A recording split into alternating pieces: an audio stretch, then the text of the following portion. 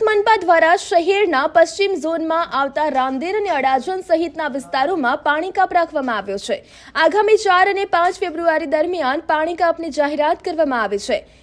ઉઘાત Rander water treatment plant ખાતે 1450 mmની મુખ્ય લાઇનમાં 450 mmની નવી લાઇન જોડવાની મેન્ટેનન્સની કામગીરી હાથ ધરાતા નિર્ણય લેવાયો છે।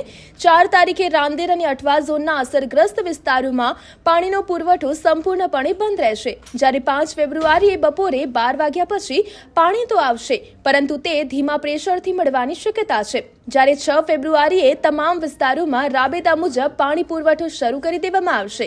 તંત્ર દ્વારા નાગરિકોને અગવડતા ન પડે તે માટે જરૂરિયાત મુજબ પાણીનો સંગ્રહ કરી રાખવા અપીલ કરાઈ છે।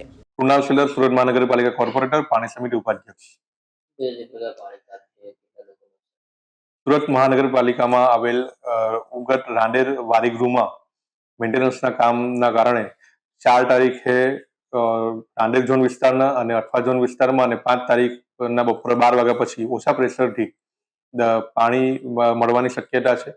4 અને 5 તારીખે બપોરે 12 વાગ્યા સુધી પાણી રાંદેર ઝોન વિસ્તારમાં અને અઠવા ઝોન વિસ્તારમાં લોકોને મળી શકશે નહીં, જેનું કારણ છે કે ભારત દેશમાં પાયલોટ પ્રોજેક્ટ તરીકે રાંદેર ઉગત વારીગૃહમાં મેમ્બ્રેન બેઝ ટેકનોલોજી દ્વારા પ્લાન્ટનું ઇન્સ્ટોલ કરવામાં આવ્યું હતું।